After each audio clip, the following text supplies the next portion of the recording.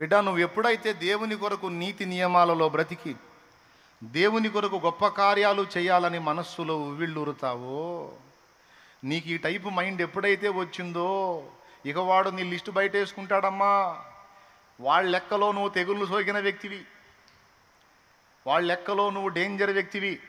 అయ్యా, నువ్వు ఎప్పుడైతే ఆత్మల్ని రక్షించాలి, దేవుని పని చేయాలి, ప్రార్థనలో ఎదగాలి, వాక్య ధ్యానంలో ఎదగాలి, దైవ సేవ చేయాలి, అనేక ప్రాంతాలకు వెళ్ళి ప్రకటించాలి, నేను దేవుని నామాన్ని మయంపరచాలి, దేవుని నామాన్ని ఊరేగించాలి అంటే ముందు చెప్పిన రెండిట్లోంచి వస్తాడు. ఈ రెండిట్లో నువ్వు తప్పించుకుంటే మూడవది వాడు వదిలే తంత్రము లేదా అస్త్రము అపరాధ భావం. ఇక నీ లిస్టు ముందేసుకుంటాడని చెప్పాగా, నీ వీక్ పాయింట్ల లిస్టు. ఇక ఎక్కడో చోట ఏదో సన్నివేశంలో నువ్వు ఎక్కడో చోట జారి పడేటట్టు నిన్ను శోధిస్తాడు వాడి పేరే శోధకుడు. వేట కుక్కలాగా పొంచి ఉండి ఎక్కడో చోట నిన్ను చిక్కించుకుంటాడు. నోరు జారేటట్టో, కాలు జారేటట్టో, చెయ్యి జారేటట్టో, కన్ను జారేటట్టో. కొంతమందికి ఏ పాపం ఉండదు, మితిమీరిన కోపం ఉంటుంది. ఆ కోపం ఎంత తీవ్రం అంటే వచ్చిందంటే బాధకుండా వదిలిపెట్టరు మనుషుల్ని. అది రేగిందంటే, బీపీ వచ్చిందంటే ఖచ్చితంగా పెట్ట బాధకుండా వదిలిపెట్టరు. వాళ్ళు మళ్ళీ వ్యభిచారం చేయరు, ఇంకొకటి చేయరు, దొంగతనం చేయరు, నరహత్య చేయరు, ఇంకేం చేయరు. కోపం వచ్చిందంటే కోటింగ్ పడాల్సిందే. కొంతమందికి కోపం ఒక వీక్నెస్, కొంతమందికి దుష్ట తలంపులు ఒక వీక్నెస్, శరీరేచ్ఛలు కొంతమందికి వీక్నెస్, లైంగిక ఉద్దేశాలు కొంతమందికి వీక్నెస్, భావోద్రేకాల్లో కొన్ని రకాలు ఉన్నాయి, అవి కొంతమంది వీక్నెస్. ఎంత పర్సనల్, బయటికి ఎవ్వరు అర్థం కారు, ఎవరికెవరు అర్థం కారు. అందరూ కూడా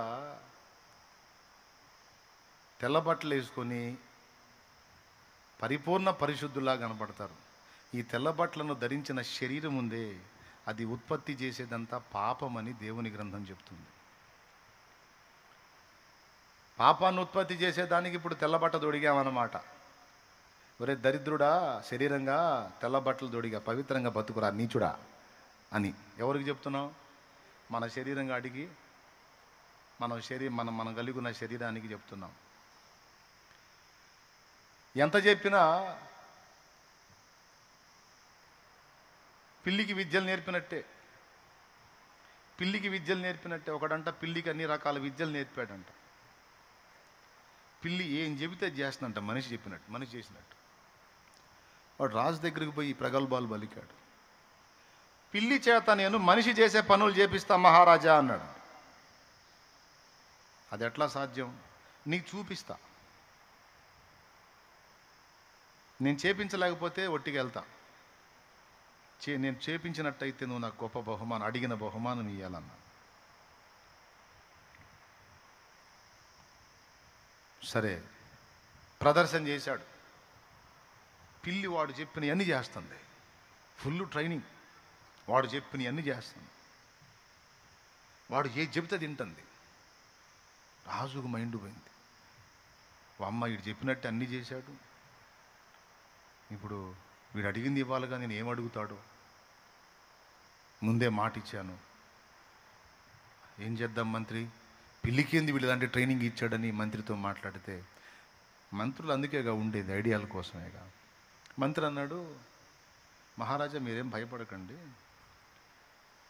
రేపు కూడా వాడిని రమ్మనండి, ఇదే ప్రదర్శన చేయమనండి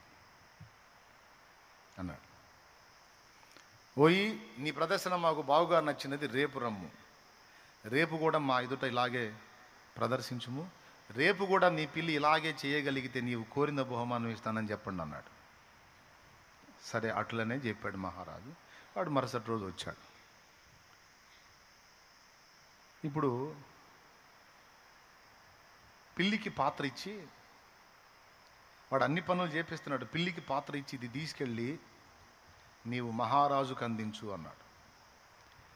అది పిల్లి 2 కాళ్ళ మీద నిలబడి 2 కాళ్ళతో ఆ పాత్ర పట్టుకొని నడుస్తుంది. రే ఏంది వింత అని మహారాజు ఆశ్చర్యం. ఈలోపు మంత్రి ఏం చేశాడంటే, ముందే తెచ్చిన ఎలుకను ఒకదాన్ని వదిలాడు దాని కళ్ళ ముందు. ఎలుక కనబడనంత వరకు అది మన మాట వింటది. కుక్క అయినా అంతే. పక్క బజారు కుక్క మన వీధిలో కనబడనంత వరకే మన కుక్క మన మాట వింటది. పక్క బజారు కుక్కలంత ఐక్యత లేదు, కుక్కలంత కొట్లాట లేదు. నిజంగా అండి, కుక్కలంత ఐక్యత లేదు, కుక్కలంత కొట్లాట లేదు. ఇది అరిస్తే పక్క బజార్లో ధరిసిద్దా? ఐక్యత. అలాగని ఆ బజార్ది ఈ బజారుకు వచ్చిందా? మీకు తెలియదేముంది? ఇక ఏందో దీని ఆస్తంతా అది రాపించుకొని పోయినట్టు అనుకుంటా అస్సలు ఇక అవి ఇక దుమ్ము కొట్టుకుంటు తెలుసుగా మనకి. ఇది పక్క బజారు కుక్క కనపడినంత వరకే మన కుక్క మన మాట వింటది. అది కనపడిందంటే ఇది వినదిగా, దీని బుద్ధి ఆడ బయటపడిద్ది. పిల్లి కూడా అంతే. ఎలుక కనపడినంత వరకు పిల్లి మన మాట వింటది. ఎలుక కనపడేసరికి ఆ పాత్ర ఆడ పడేసి ఎలుకమ్ముడు బరిగెత్తడం మొదలుపెట్టింది. పిల్లికి వాడు ఎన్ని చెప్పినా అది వింటల్లా. ఏయ్ రా అంటున్నాడు, పోరా అని చెప్పి ఇక దాని పని అది చేస్తుంది. ఇప్పుడు నేను చేస్తే మీకు నవ్వు వచ్చింది కదా, మన శరీరం చేస్తున్నది అదే. అర్థమైందా?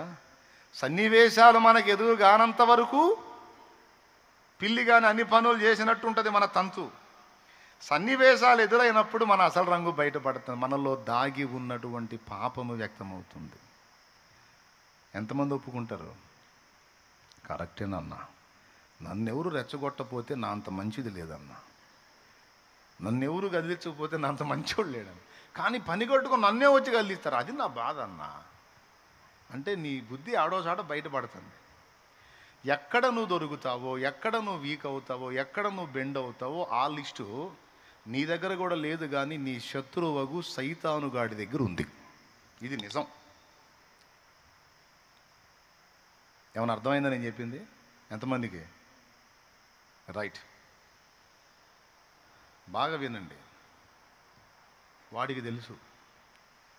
అందుకని నువ్వు ఎప్పుడైతే దేవుని కొరకు నిలబడాలనుకున్నావో, బలపడాలనుకున్నావో, బాగుపడాలనుకున్నావో, పని చేయాలనుకున్నావో, పెద్ద పెద్ద పనులకు నువ్వు పూనుకోవాలనుకున్నావో, వాడు దృష్టించి గురి చూసి ఎక్కడో చోట నువ్వు అడుగులు జారి పడేటట్టు చేస్తాడు.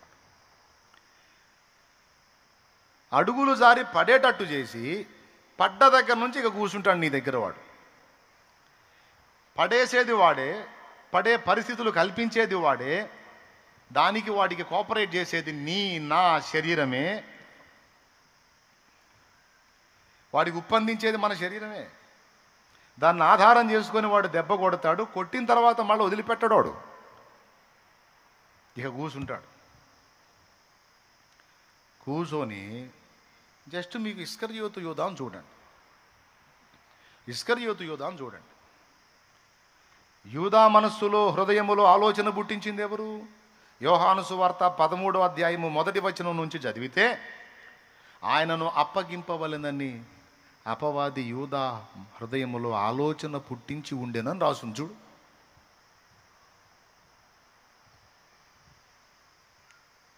అంటే మనం పడిపోయేటట్టు మనల్ని ఆలోచన పుట్టించి శోధించేది వాడే. మనం పడ్డ తర్వాత అపరాధ భావంతో మనం ఉన్నప్పుడు దాన్ని ఎక్కువ చేసేది వాడే. అపరాధ భావం ఉండటం మంచిదే, కానీ అపరాధ భావం మనల్ని దేవుని పాదాల దగ్గరికి నడిపించాలి, కానీ ఉరికి నడిపించకూడదు, ఆత్మహత్యకు నడిపించకూడదు, బలహీనతకు నడిపించకూడదు. మళ్ళీ చెప్తున్నా, అపరాధ భావం అసలు లేకపోయినా ప్రమాదమే. ఎన్ని పాపాలు చేసి కూడా ఏ ఫీలింగ్ ఉండదు. అలాగని అపరాధ భావం అతి అయినా ప్రమాదమే. ఆ అతి నిన్ను ఉరికొయ్యకు తీసుకెళ్ళిద్ది. నేను ఇంత పని చేశాను, నేను ఇంత అసహ్యమైన క్రియ చేశాను, ఇంత చండాలంగా ఆలోచించాను, నా బుద్ధి ఇంత పాడు బుద్ధి, నేను ఇంత దరిద్రం అనుకోలేదు, నా దగ్గర ఇంత నీచం ఉంది అనుకోలేదు, నేను ఇంత అసహ్యంగా ఉన్నాను అనుకోలేదు, నేను ఇంత చండాలంగా ఆలోచిస్తాను అనుకోలేదు, నేను ఇంత తప్పుడు పని చేస్తాను అనుకోలేదు.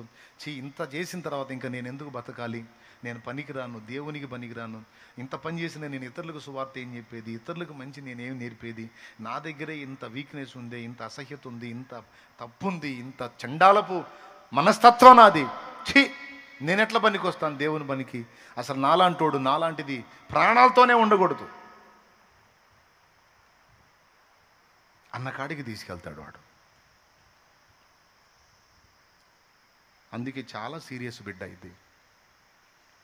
అపరాధ భావం నిన్ను ఎక్కడికి తీసుకెళ్ళాలి? దేవుని పాదాల దగ్గర తీసుకెళ్ళాలి. దేవా, నేను పొరపాటు పడ్డానయ్యా, నీ రక్తముతో నన్ను గడుగు, పరిశుద్ధపరచయ్యా, అయ్యా నన్ను కనికరించయ్యా. శత్రువునై నుండిన నాడే నన్ను గావగ బలి అయిన దయాళు. శత్రువునై నుండిన నాడే నన్ను గావగ బలి అయిన దయాళు. దాసుని దోషము లెంచకుమయ్యా, దాసుని దోషము లెంచకుమయ్యా, నీవుగాక నన్నెవరు క్షమింతురు, నీవుగాక నన్నెవరు క్షమింతురు, నీవుగాక నన్నెవరు దాతురు, నీవుగాక నన్నెవరు దాతురు. మరి ఒక తరి నేను గాయపరచితిని, ఘోరదురితుడనయ్యా, నీ దయ కోరి నిలిచితినయ్యా. దేవునికి మహిమ. దేవుని పాదాల దగ్గరికి పోవాలి. నేర్చిన జ్ఞానము వ్యర్థం బాయను, తీర్మానము బలహీనం బాయను. నేర్చిన జ్ఞానము వ్యర్థం బాయను, తీర్మానము బలహీనం బాయను. పాప నియమము బలీయం బాయను, పాప నియమము బలీయం బాయను. నాకతి ప్రియమగు నీ ఆజ్ఞలను, నాకతి ప్రియమగు నీ ఆజ్ఞలను, తెలిసి తెలిసినే వింతగా మీరితి, తెలిసి తెలిసినే వింతగా మీరితి. మరి ఒక తరి నేను గాయపరచితిని, ఘోరదురితుడనయ్యా, నీ దయ కోరి నిలిచితినయ్యా. బిడ్డలారా, ఎక్కడికి వెళ్ళాలి నాయన? అడుగులు జారిన వేళ, అపరాధము జరిగిన వేళ, పొరపడిన వేళ, పొరపాటు మీరు పడాలి, లేకపోతే దీన్ని ఆధారం చేసుకొని పాపం చేయాలి అని నేను చెప్పట్లేదు నాయన. ఈ జీవన యాత్రలో జరుగుతున్న పోరాటంలో, నీ మనసు మీద దుష్టుడు చేసే దాడుల్లో, శరీరేచ్ఛలను రెచ్చగొట్టి నిన్ను బలహీనపరచాలని వాడు చేస్తున్న కుట్రలలో, ఎక్కడో చోట, ఏదో ఘట్టంలో, ఏదో సందర్భంలో, ఏదో ఒక విషయంలో నువ్వు డిస్టర్బ్ అయ్యేటువంటి ప్రమాదం ఏర్పడినప్పుడు, శత్రువు నిన్ను శోధించి గెలిచినప్పుడు, వాని నుండి నీవు తప్పించుకోవటానికి యేసయ్య రక్తము, యేసయ్య రెక్కలు, యేసయ్య పాదాలే నీకు ఆశ్రయం, నాకు ఆశ్రయం, మనకు ఆశ్రయం. పాపం చేయొద్దు, అది ఎప్పుడూ మంచిది కాదు. పాపం ఎప్పుడు మనకి ఇబ్బందినే తీసుకొచ్చింది కానీ ఎప్పుడు మంచిని తీసుకురా.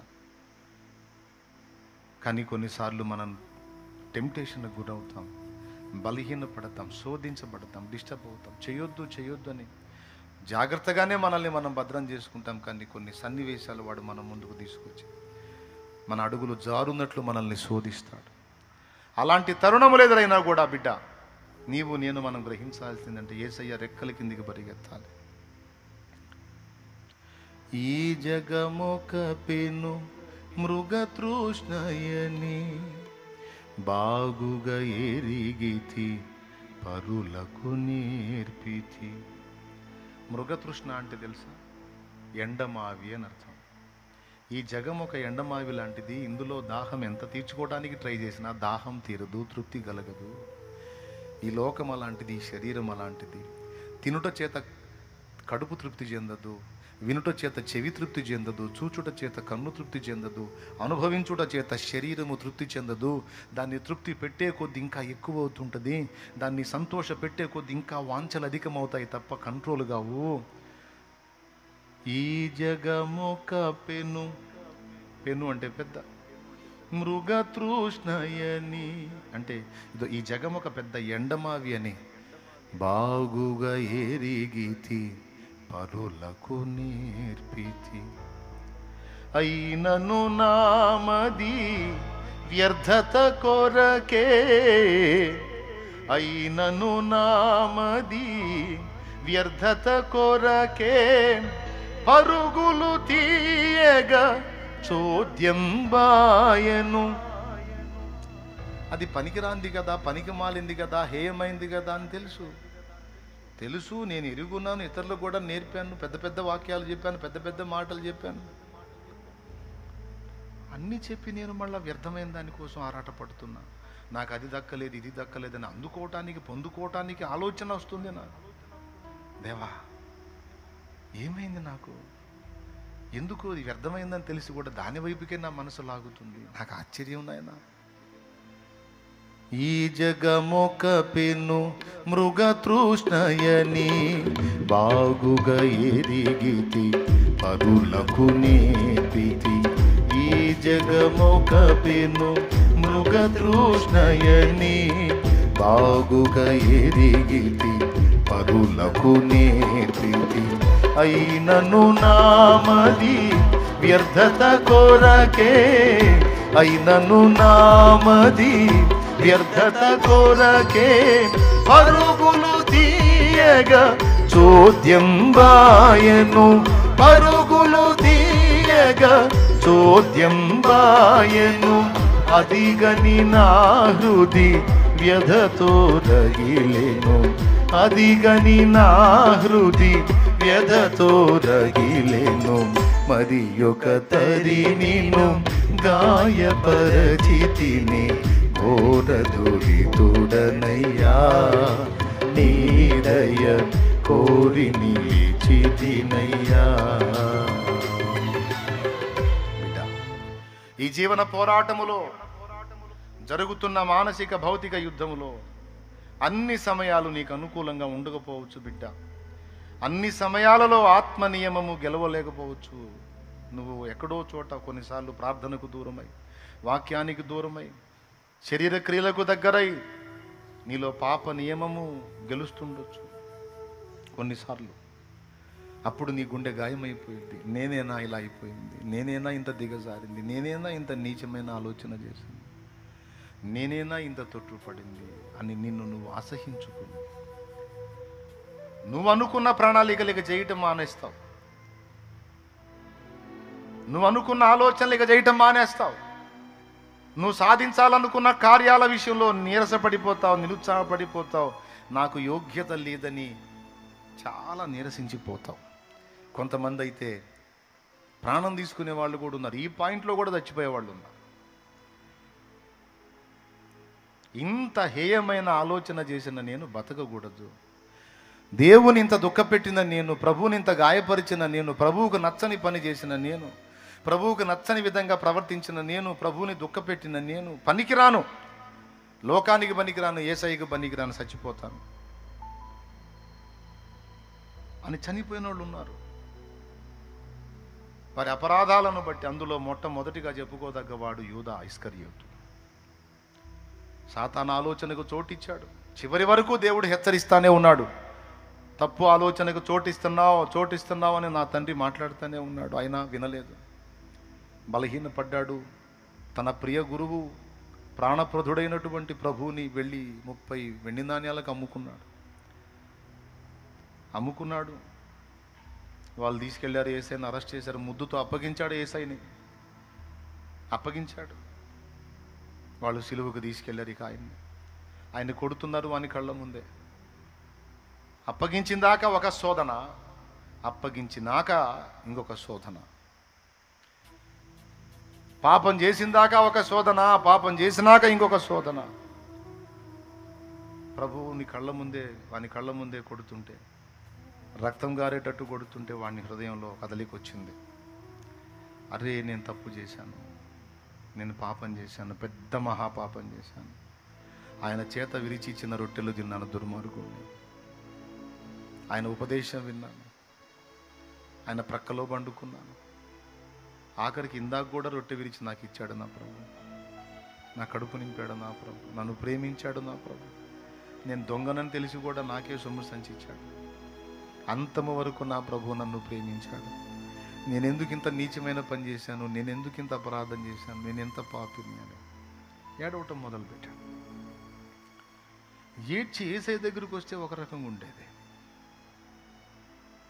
ఏడుస్తూ ఏడుస్తూ అధికారుల దగ్గరికి వెళ్ళాడు, యాజకుల దగ్గరికి వెళ్ళి, మీ డబ్బు మీరు తీసుకోండి, నేను నిరపరాధ రక్తమును అప్పగించి తిని ఆయనను వదిలిపెట్టండి అన్నాడు.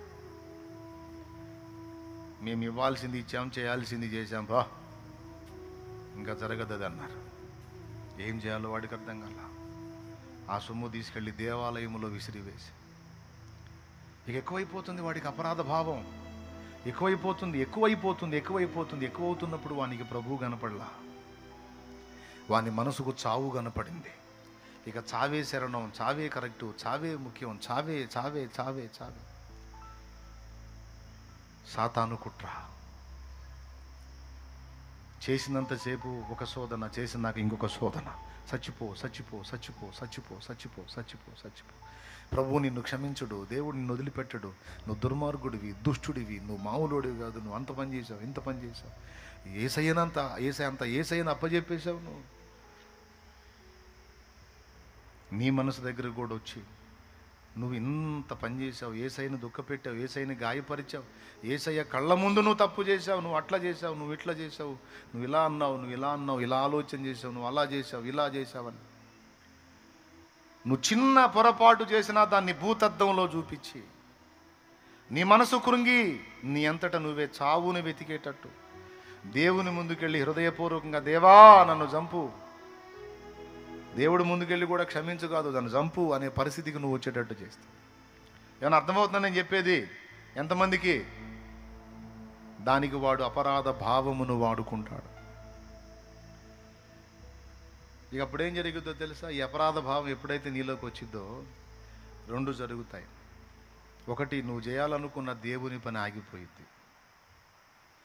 ఇక మనస్సాక్షి ఒప్పుకోదు. ఎవరికన్నా యేసయ్య గురించి చెప్పబోతే, నువ్వు బాగున్నావా, నువ్వు కరెక్ట్గా ఉన్నావా, వాడు చూడు ఎట్లా వేస్తాడో లంకె, పక్కన ఎట్టేస్తాడో చూడువాడు.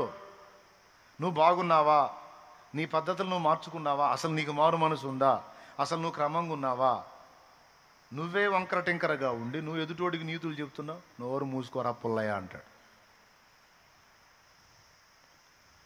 ఎక్కడ జరిగింది ఇది? బయట ఎవడో వచ్చి చెప్పడు, నీ మనసులో నుంచే వాడు ప్రేరేపిస్తాడు. ఇక అది నీకు వచ్చినప్పుడు ఆటోమేటిక్గా సౌండ్ డౌన్ అయింది.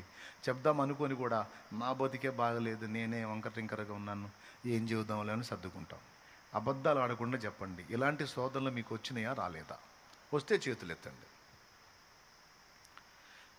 లైవ్లో ఉన్నోళ్ళు, జూమ్లో ఉన్నోళ్ళు కూడా చేతులు ఎత్తండి. నాకు వచ్చిందన్నయ్య ఇట్లాంటి పరిస్థితి, నేనే సరిగా లేను, నేను ఇంకెదుటి వాళ్ళకి ఏం చెప్పేది, నేనే సరిగా లేను, నేను ఇంకెదుటి వాళ్ళకి మంచినేం బోధించేది. నీ మనస్సాక్షి నిన్ను పొడిచిద్ది, అట్లా వాడు నిన్ను శోధిస్తాడు. ఇక నువ్వు సువార్త చెప్పలేవు, ప్రశాంతంగా ప్రార్థన చేయలేవు, వాక్యం దగ్గరకు పోలేవు ధైర్యంగా. దేవుని పనిలో పాలిభాగస్తురాలు చూడండి. ఒక్క అపరాధ భావం తీవ్రమైతే ఎన్నిటికి గండి పడుతుందో చూడు. ఏమో టైంపాస్ కోసం చెప్పట్లా నేను, చాలా సీరియస్ మ్యాటర్ ఇది.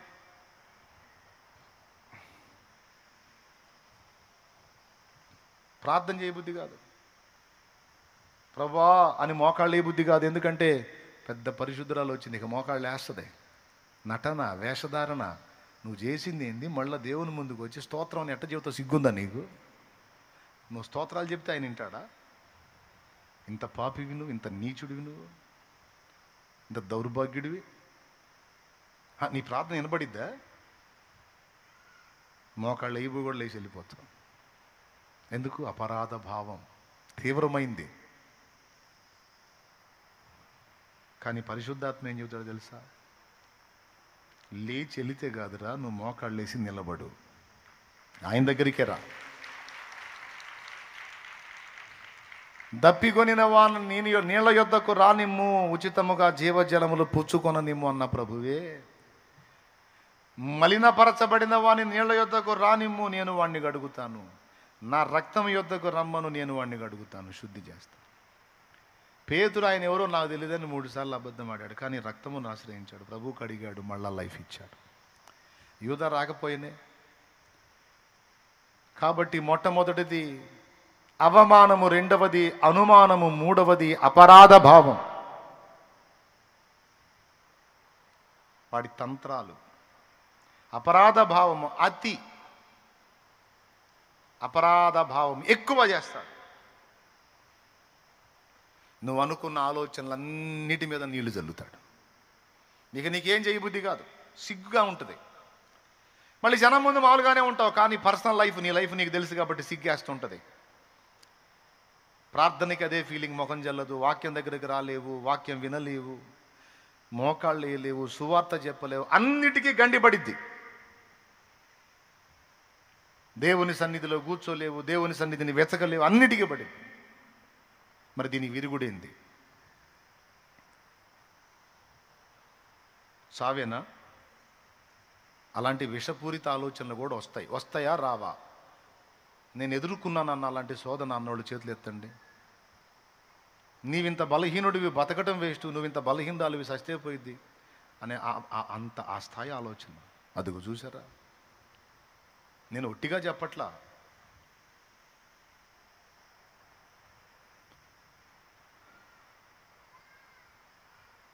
పరిశుద్ధాత్ముడు మన హృదయములు ఎరిగిన వాడు ఆయన. అందుకు మాట్లాడుతున్నాడు దేవుడు, నువ్వు చేయవలసిన పని ఏమిటంటే చావు కోసమో లేకపోతే ప్రార్థనకు దూరంగా అయిపోవటమో దేవునికి దూరంగా అయిపోవటమో కాదు. అపరాధం చేశాడు, తేడా పడ్డాడు, బలహీనపడ్డాడు, పరిగెత్తుకుంటా ప్రభు కరుణాపీఠం దగ్గరికి వెళ్ళి సాష్టాంగపడ్డాడు, బోరున ఏడ్చాడు. ఎవరైనా అబ్బా,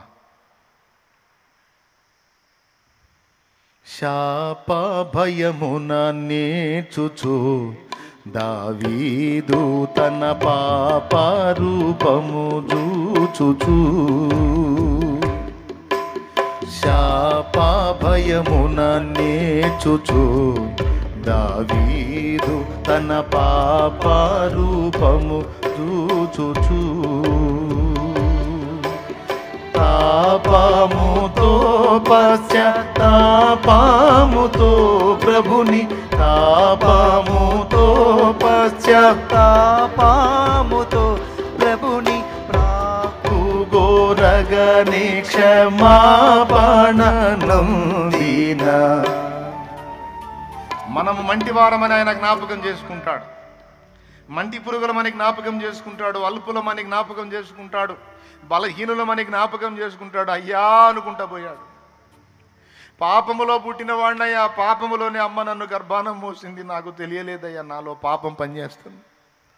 అయ్యో దేవా, నేనేనా ఈ పని చేసింది, నేనేనా ఇలా అయిపోయింది, నేనేనా ఇంత నీచంగా దిగజారింది, ఒక నరహత్యకు నిరపరాధి రక్తముకు నేను కారణమయ్యానా, ఒక నిర్దోషైన నా సైనికుని చావుకు నేను కారణమయ్యానా, అయ్యో వాని భార్యను నేను ఆశించానా, నాకు లేకపోయారా, దేవా ఎంత పాపం చేశాను, ఎంత పాపం మూట కట్టుకున్నానయ్యా, అయ్యా నన్ను క్షమించయ్యా, నన్ను క్షమించయ్యా అని పరిగెత్తుకుంటా దేవుని పాదాల దగ్గరికి వెళ్ళాడు. దావీదును గూర్చి దేవుడు అన్నాడు, నా చిత్తానుసారమైన మనస్సు గలవాడని. దేవుని చిత్తానుసారమైన మనస్సులో అతిక్రమము జరిగినప్పుడు దేవుని పాదముల యొద్దకు పరిగెత్తే అలవాటు ఉంటుంది. చావుకో, తాడుకో, చీరకో, చున్నీకో కాదు, ఉరికొయ్యకు కాదు, ఉరికి కాదు పోవాల్సింది. ఆయన పాదాల దగ్గరికి పోవాలి, ఆయన పాదాలు పట్టుకోవాలి, గట్టిగా ఏడవాలి. దేవా నేను కోరుకోలేదు, నేను అనుకోలేదు, నేను నీ బిడ్డగా నీతిగా పరిశుద్ధంగా పవిత్రంగా రోషంగా అగ్నిగా బతుకుతామని, కానీ దురదృష్టవశమున శోధన కాలమందు నేను బలహీనపడితే నీ ప్రభు నన్ను క్షమించు ప్రభు, నన్ను అసహించుకోవని నేను అనుకుంటున్నాను, నన్ను అర్థం చేసుకోయ్యా. దేవా నీ దగ్గర ఏ తప్పు లేదు, తీర్పు తీర్చున్నప్పుడు నువ్వు నిర్మలుడుగా కనపడతావు, నేనే ఉన్న దోషమంతా నాదే ప్రభు, నన్ను క్షమించు, నీవు త్రోసి వేస్తే నాకు దిక్కెవరు. ఎంత బాగా అడిగాడు భక్తుడు. శత్రువునై నుండిన నాడే నన్ను గావగ బలి అయిన దయాళు దాసుని దోషము లెంచకుమయ్యా. నీ దాసుని దోషాలు లెక్క కట్టకయ్యా, కొట్టివేయ్యా, తుడిచివేయ్యా, కడిగేయ్యా, పరిశుద్ధపరచయ్యా, పరిశుద్ధపరచయ్యా, పవిత్రపరచయ్యా. నేను బతకలేను ప్రభువా, నువ్వు త్రోసివేస్తే బతకలేను ప్రభువా, నువ్వు అసహించుకుంటే బతకలేను ప్రభువా, నీ పని చేయకుండా బతకలేను ప్రభువా, నీ చిత్తము నెరవేర్చకుండా బతకలేను ప్రభువా. ముందుగానే దేవుని పాదాల దగ్గర పరిగెత్తి దేవునితో సమాధాన పడాలి. అసలు ఇవన్నీ జరగక మునిపే దేవునికి అప్పగించుకోవాలి. దేవా, దుష్టుని చేత నన్ను బడనీయొద్దు, పాపములో నన్ను బడనీయొద్దు, తెలివి తక్కువ దాన్ని తెలివి తక్కువ వాడిని, జ్ఞానం లేని దాన్ని జ్ఞానం లేని వాడిని, ఆకర్షణలకు నేను అలాగా మాయసంత ఆకర్షణలకు పసిపిల్లలు ఆకర్షించబడ్డట్టు ఆకర్షించబడతానయ్యా. నా తండ్రిగా నా తల్లిగా నువ్వే నన్ను గాయి ప్రభువా, నన్ను గాయి ప్రభువా, నీ రెక్కల్లో నన్ను దాయి ప్రభువా, మాయసంత ఆకర్షణలకు నన్ను పోనీయకు ప్రభువా, నీ కాళ్ళు పట్టుకుంటానయ్యా అని ముందే మనం దేవుని పాదములను పట్టుకుని ఏడవాలి.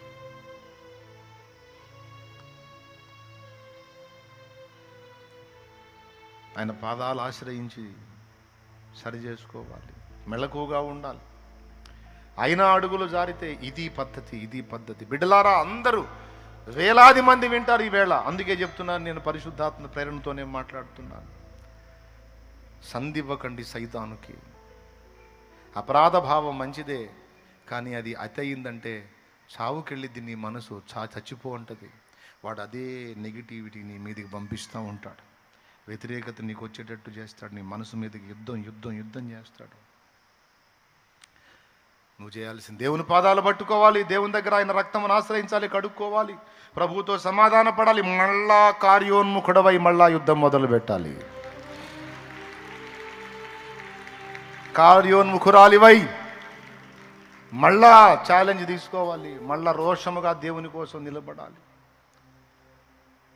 అంతేగాని కృంగిపోకూడదు, బలహీనపడకూడదు, ధైర్యం విడవకూడదు. నీ మనసు అంటది తెలియక చేస్తే క్షమిస్తాడు, నువ్వు తెలిసే చేశావు కదా. తెలిసి చేసినా, తెలియక చేసినా, తెలివిలో చేసినా, తెలివి లేక చేసినా జరిగిపోయింది ఇక దాని గురించి కూర్చుంటే కాదు. కృంగిపోయి నిరుగారిపోయి నిరుత్సాహపడిపోయి ఏడుస్తా కూర్చుంటే కాదు. వాట్ నెక్స్ట్ అంటే యేసయ్య రక్తము, యేసయ్య పాదాలే ఆశ్రయం.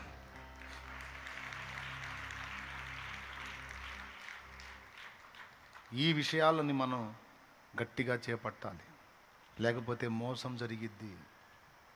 నీ వీక్ పాయింట్లను అడ్డం పెట్టుకొని వాడు తరచుగా వాటిలో నువ్వు బలహీనపడేటట్టు చేసి నీ ద్వారా దేవుడు తలపెట్టిన పెద్ద ప్రణాళికలు నెరవేరకుండా వాడు నిన్ను వ్యర్థురాలిగా కూర్చోబెడతాడు. అక్కడ సేవకులు అయిపోయారు, ఇందులో సేవకులు దెబ్బతిన్నారు, సేవకురాళ్ళు ఎఫెక్ట్ అయిపోయారు. వాళ్ళని కదిలిస్తే పనికిరాం మేము సేవకు అంటారు. ఎందుకు పనికిరాం అంటే నేనే మంచివాడిని కాదు, నేనే మంచిదాన్ని కాదు, నేను పనికిరాని సేవకు అంటారు. అంటే పడిపోయారు నిరాశ ఊబిలో, కొట్టేశాడు వాడు. రోషం కలిగి దేవుని కొరకు భగ్గున మండుతారనుకున్న వాళ్ళు దద్దమలై కూర్చున్నారు వాడు కొట్టిన దెబ్బకి. బిడ్డా, నువ్వు ఎప్పుడైతే దేవుని కోసం బతకాలనుకుంటావో, దేవుని కోసం ప్రణాళికలు రచించుకుంటావో, దేవుని కోసం గొప్ప గొప్ప ఉద్దేశాలు ప్లాన్ చేసుకుంటావో, వాడు వచ్చే రూట్లో వాడు వస్తాడు, వాడు గీసే స్కెచ్ వాడు గీస్తాడు, వాడు కొట్టే దెబ్బ వాడు కొట్టడానికి ట్రై చేస్తాడు. దాన్ని తిప్పుకొని తిరిగి కొట్టాల వాడిని, దాన్ని తట్టుకొని దాన్ని తిప్పుకొని తిరిగి వేయాల వాడిని. అంతేగాని ఇస్కరియోతు యూదాలాగా కుప్పగూలిపోకూడదు. కృంగిపోయే మనసుకు ధైర్యం చెప్పుకోవాలా. మనసా, ఎందుకు కృంగుతున్నావు? ఆయన కృపగలవాడు.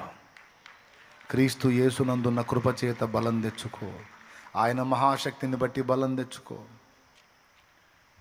కొడుకులపై తండ్రి జాలి పడు విధమున భక్తి పరుల, కొడుకులపై తండ్రి జాలి పడు విధమున భక్తి పరుల, ఎడల జాలి పడును దేవుండు, తన భక్తి పరుల ఎడల జాలి పడును దేవుండు. ఆ కారణము చే దేవ సంస్కృతి చేయవే మనసా శ్రీ. ఏమా యుద్ధంలో ఉన్నప్పుడు ఒక దెబ్బ మనకు తగలదా? మన దెబ్బలు శత్రువుకు తగిలితే వాడి దెబ్బలు మనకు కూడా తగులు. ఏమో ఒక దెబ్బ తగిలింది, పడ్డావు, పడి అక్కడే కూర్చుంటే ఇంకా లేవకుండా చంపుతాడు పిచ్చోడా. యుద్ధంలో మనకు ఉండాల్సిన వివేకం అది. ఫైట్ చేస్తున్నావు, స్కెచ్ గీశాడు, వ్యూహం వేశాడు, వర్కౌట్ అయింది, దెబ్బ తగిలింది, గాయమైంది, పడ్డావు. పడ్డప్పుడు చేయాల్సిందేంది? అక్కడే కూర్చున్నావు అనుకో, లేవకుండా కొడతాడు వాడు. ఆహా, యుద్ధరంగం జరుగుతున్న పోరాటంలో దెబ్బ తగిలింది, కూలబడ్డాను, తిప్పుకోవాలి, అర్జెంటుగా తిప్పుకోవాలి, తిప్పుకొని వాడికి దెబ్బగా దెబ్బేయాలి, అండుకొట్టాలి, నేను తిప్పుకోవాలి, నేను కూలబడకూడదు. ఈ మైండ్ రావాలి మనకి.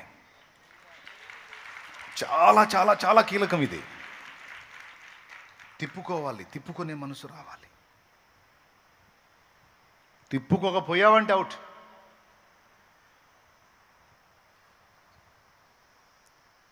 ముందుగానే మెళకువగా ఉండాలి. ఎక్కడ వాడి దెబ్బ కొట్టే ఛాన్స్ ఉందో ఆ పరిస్థితులు ఏర్పడకుండానే తప్పించుకోవాలి. బై మిస్టేక్ జరిగిందా, దాన్ని పట్టుకొని కూర్చుంటాడు ఇక వాడు. పడ్డావా,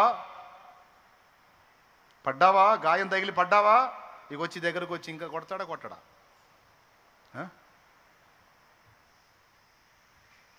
ఇక లేవకుండా కొడతాడు. ఫస్ట్ చిక్కకుండానే మెళకువగా ఉండాలి. ఒక దెబ్బ తింటే అబ్బా దెబ్బ కొట్టాడు రాని దాన్ని ఛాలెంజ్గా తీసుకొని దేవుని పాదాలు పట్టుకొని ఆయన రక్తంలో కడుక్కొని దిద్దుకొని తిరిగి లేచి కొడితే మళ్ళీ 4 రోజులు వాడు నిద్రపోకూడదు. ఒక్క దెబ్బకి 4 రోజులు కలవరం పుట్టాల వాడికి. వాడు కొట్టిన దెబ్బ నిమిషాల్లో నువ్వు తేరుకున్నావు, నువ్వు కొడితే మళ్ళీ 4 రోజులు వాడు లేవకూడదు.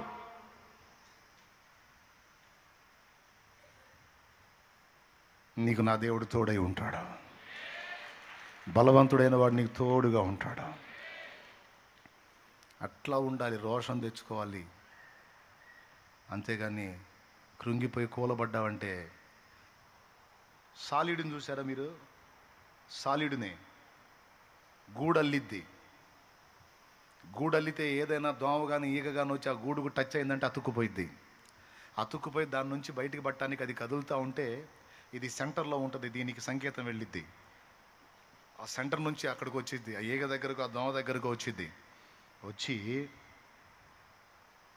అది అల్లిన దారాల్లో ఒక దారం తగులుకొని ఇది మిగిలిన బాడీ అంతా ఫ్రీగా ఉంటుంది, ఒక దారం తగులుకొని దాని నుంచి వదిలించుకోవడానికి తిప్పలు పడుతుంటుంది. ఇదొచ్చి ఇక మొత్తం టోటల్ బాడీ మొత్తాన్ని రౌండ్ కొట్టేసిద్ది.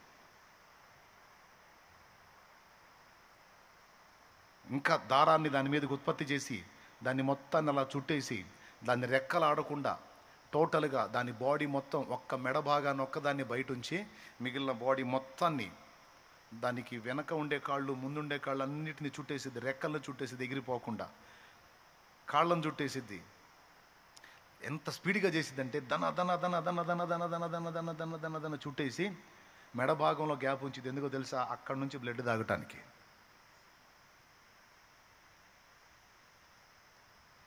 సైతానుగాడు అట్టంటోడు, ఎక్కడో చోట వేస్తాడు ఒక దారాన్ని, నువ్వు చిక్కావనుకో ఇక ఎంటర్ అవుతాడు. ఎంటర్ అయ్యాక ఇంకా ఇంకా ఇంకా ఇంకా చూడతాడు నీకు. ఒక పొరపాటు, ఇప్పుడు జరిగిన పొరపాటుకి ఎప్పుడెప్పుడో జరిగిన మొత్తం తీసుకొచ్చి కొప్పేసి అప్పుడు అలా చేసావు, నీ బతుకంతా అయితే ఇప్పుడు ఇలా చేసావు అని అవన్నీ తీసుకొచ్చి ఒక బస్తా అయితే చూపిస్తాడు నీకు. అవన్నీ కొట్టేసిన కేసులు. కానీ వాడు ఆ ఫైల్ కూడా తీసుకొచ్చి నీ ముందు పెట్టి, ఇదిగో ఇన్ని కేసులు ఉన్నాయి, నిన్ను ఎట్ట వదిలిపెడతాడు దేవుడు అంటాడు. అప్పుడు నువ్వు అనాల్సిందేంది? నిజమే సైతాన్,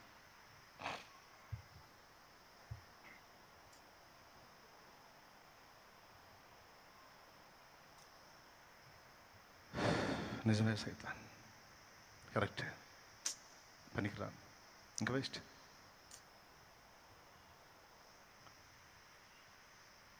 అదా అరే అయిపోయిన కేసుల ఫైల్ అన్నీ తెస్తున్నావు ఏందిరా? అవన్నీ ఆయన రక్తంతో కడిగి నన్ను పరిశుద్ధుడు పరిశుద్ధురాలని పిలిచాడురా. ఎప్పటికప్పుడు నా తండ్రి నన్ను తెలుపు చేస్తానే ఉన్నాడు, కడుగుతానే ఉన్నాడు, శుద్ధి చేస్తానే ఉన్నాడు. నన్ను ఎప్పటికప్పుడు శుభ్రపరుస్తానే ఉన్నాడు నా తండ్రి. మీకు నవ్వనంటే ఈజీగా చెప్తే అర్థమయ్యేటట్టు. 5 ఏళ్ల వయసు వచ్చిందాక అమ్మాయి గడిగిద్దిగా శుభ్రంగా అన్ని. వాడు వచ్చి అంటాడు, నువ్వు పుట్టిన దగ్గర నుంచి ఇదే పని చేస్తున్నావు అంటాడు. చేశావు, కడగటం కూడా అయిపోయింది, ఇంకేం లేదు, ఎప్పటికప్పుడు ఫ్రెష్ చేసేస్తుంది అమ్మ. అంతేనా? లేకపోతే సంవత్సరం. ఇప్పుడు అర్థమైంది తల్లులకి. అసహ్యంగా ఉంటుందని చెప్పలేదులే. అయిపోయిన వాటన్నిటిని తీసుకొచ్చి వాడు నిన్ను కృంగదీస్తాడు. అవన్నీ ఎక్కడున్నారా? నా తండ్రి కొట్టేశాడు కదా, కడిగేశాడు కదా. ఇదిగో ఇప్పుడు నేను డిస్టర్బ్ అయ్యాను, నా ప్రభు పాదాలు పట్టుకుని నా తండ్రి నన్ను గెలిపిస్తాడు, విడిపిస్తాడు, కడుగుతాడు, శుభ్రం చేస్తాడు. మనం అనాల్సింది అది. పడమటికి తూర్పెంత ఎడమో పాపమునకు మనకునంత. పడమటికి తూర్పెంత ఎడమో పాపమునకు మనకునంత.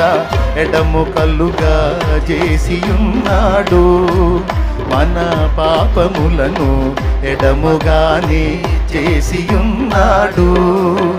ఆ కారణము చే దేవ సంస్తుతి చెయ్యవే మనసా. శ్రీమంతుడగు యెహోవ సంస్తుతి చెయ్యవే మనసా. పాటలో ఎందుకు రాశాడు అనుకున్నావు ఆయన పెద్ద ఆయన? ఈ మాటలో దేవ సంస్తుతి చేయటానికి నీ మనసు ఒప్పుకోదు. ఆ మనసులో కూడా అపరాధాలను తీసుకొచ్చేస్తాడు. అపరాధాలన్నీ కుప్పైతే పెట్టుకొని అక్కడ పాపం, ఇక్కడ పాపం, అలా పాపం, ఇలా పాపం, ఇన్ని పాపాలుండి నేను సంస్తుతి చేస్తే ఆయన ఎట్టింటాడు అని నువ్వు నీరు గారిపోయి అందరూ స్తోత్రాలు చెబుతుంటే నేను పాపిని, నేను పాపిని, నేను పాపిని అనుకుంటా కొడతావు. అందుకని ఆ దరిద్రపు ఆలోచన రావద్దు నాయనా. నువ్వు ఎప్పుడైతే ఆయన దగ్గరకు వచ్చి అడిగావో అప్పుడే గడిగాడు రా పిచ్చోడా, ఇంకా లేదురా,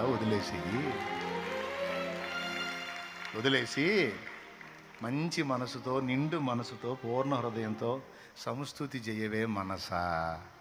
ఎందుకే కృంగిపోతావు? అయిపోయిన దానికి అయిపోయింది. కడిగేశాడు, శుద్ధి చేశాడు, కేసు కొట్టేశాడు, ఫ్రెష్ చేశాడు, పరిశుద్ధుడు పరిశుద్ధురాలని పిలిచాడు. మళ్ళా పాపినని కూర్చుంటావే పనికి మాలిన మనసా. దేవ సంస్తుతి చెయ్యవే మనసా. శ్రీమంతుడగు యెహోవ సంస్తుతి చెయ్యవే మనసా. దేవ సంస్తుతి చెయ్యవే మనసా. శ్రీమంతుడగు యెహోవ సంస్తుతి చెయ్యవే మనసా. దేవ సంస్తుతి చేయుమానా జీవమాయే యెహోవా దేవుని. దేవ సంస్తుతి చేయుమానా జీవమాయే యెహోవా దేవుని. పావనా నామమును తింతుమా నాయంతరంగము లోవసించు నో సమస్తమా.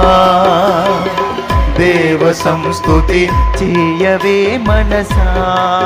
శ్రీమంతుడగు యెహోవ సంస్తుతి చేయవే మనసా. దేవునికి మహిమ.